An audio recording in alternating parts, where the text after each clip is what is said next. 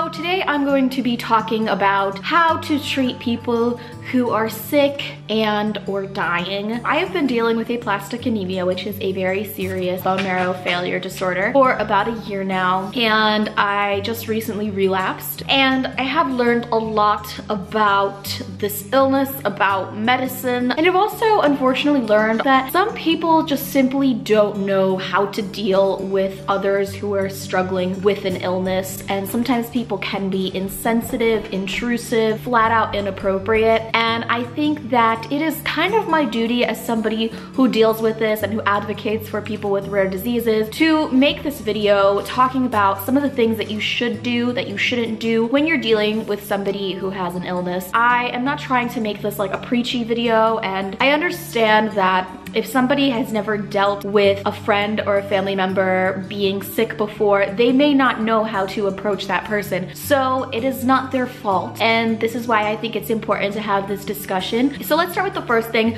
that you shouldn't do. This is something that happens so often. I'm sure any of you who deal with any kind of condition know that people love to give you advice. And once you tell somebody that you're sick, everybody all of a sudden has a PhD in medicine.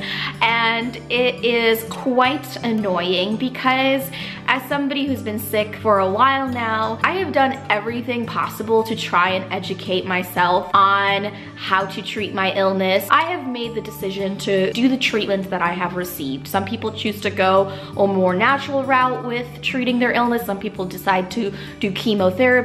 I think that a lot of people feel like when they find out that you're sick, they all of a sudden want to start telling you what to do. A lot of the time, somebody who's sick is already dealing with so much, is talking to so many doctors, and they're doing everything they can to stay healthy or get treated or get cured. It really is unwarranted advice, and it can be very, very inappropriate. I've also watched a lot of YouTubers who have cancer or other illnesses, and sometimes they'll go into the comments section and it's literally people just like telling them what to do, telling them what diet to do. Just recently I posted something on Instagram and somebody told me to eat iron-rich foods because I have aplastic anemia, and actually today I went for blood work and I have iron overload in my blood from the amount of transfusions I've been given. And actually iron overload can be super dangerous. You can die from it. So if I were to eat a ton of iron, it would not help my situation at all. I've had to listen to a lot of people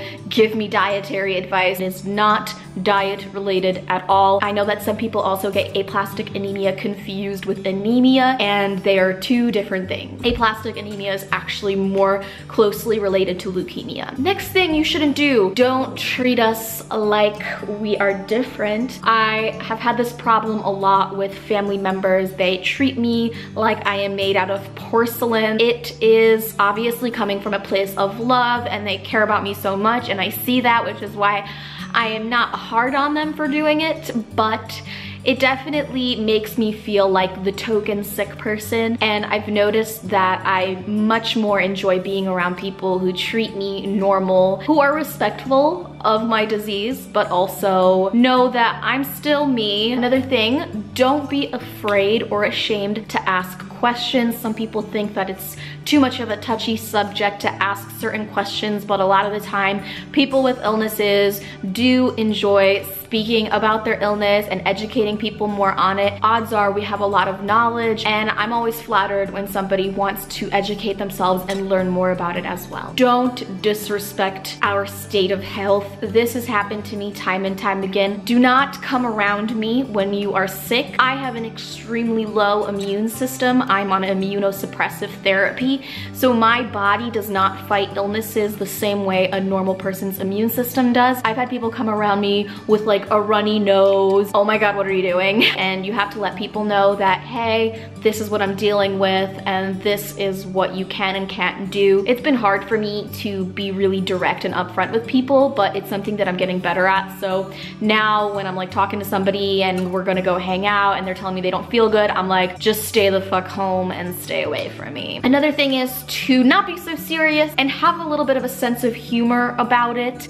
I feel like I have to deal with so much seriousness in my day-to-day life with doctors and blood tests and blood test results, and sometimes it's good to just laugh about it. Otherwise, you will just go crazy. This kind of goes hand in hand with my next point, and that is to not stress out, not be overbearing, and don't be like a satellite around your sick friend or family member. Odds are we stress out enough in our lives already. In a lot of situations when dealing with sick people, you do have to be strong for them because they need it. Next thing is just understand that sometimes you just can't understand. And I have discussions about this with a lot of people that I've met through my support group. Unless you have an illness, it's very, very hard to really, truly understand what is going on in our heads, what is going on in our bodies. And it's not your job to know what it's like. And it's totally okay if you don't understand. All that we really need is just a little bit of empathy from time to time. And the last thing you should never, ever do under any circumstances, and Frank agrees with me,